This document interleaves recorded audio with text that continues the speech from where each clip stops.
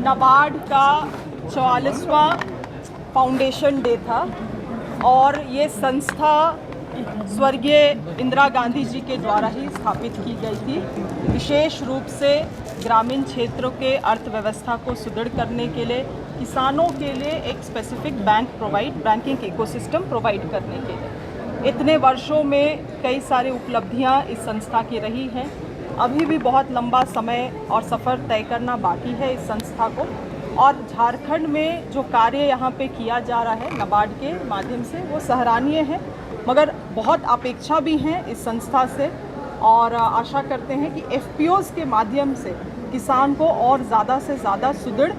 नाबार्ड करेगी झारखंड में, क्योंकि सरकार को तो आप मदद करते ही हैं, सरकार लोन्स लेती है नाबार्ड से, मगर वो इम्पैक्ट हम तभी देख पाएंगे जब हम लोग किसानों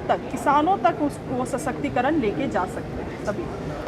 किसानों की समस्या को बताते हुए आपने बताया बैंक की लोन लेने में किस तरीके की उन्हें तकलीफ हो रही है, बैंकिंग सिस्टम को काफ़ी ज़्यादा नहीं, देखिए बिल्कुल हम लोग तो क्योंकि ज़मीनी स्तर पे जाके किसानों से पूछते हैं, बात करते हैं, और ये कई बार निकल के आया है। और मैं इस बात को SLBC पे भी मैंने रखा है कि जो किसान होते हैं वो बैंक टू बैंक जाते हैं, और आज के दिन में हमारी ही सरकार ने 50,000 से शुरू किया था, 2 लाख तक हम लोग लोन माफ़ी लेके गए। मगर तब भी देखेंगे SLBC में डायरेक्शंस आता है, उच्च अधिकारियों से बहुत साफ निर्देश रहता है, मगर तब भी जो छोटे छोटे बैंक्स में जो लोग होते हैं, मैनेजर होते हैं, सब जगह लोग एक बराबर तो नहीं हैं। हम समझते हैं लोगों के भावना भी एक बराबर सब लोगों के प्रति नहीं होता है, मगर फिर भी हम लोगों का प्रयास है कि किसानों को लोन लेने में कोई भी समस्या नहीं आए। और अगर अंडर फाइनेंसिंग कर रही है कोई भी बैंक, आवश्यकता है लोन का नहीं दे रही है, तो वो एक क्राइम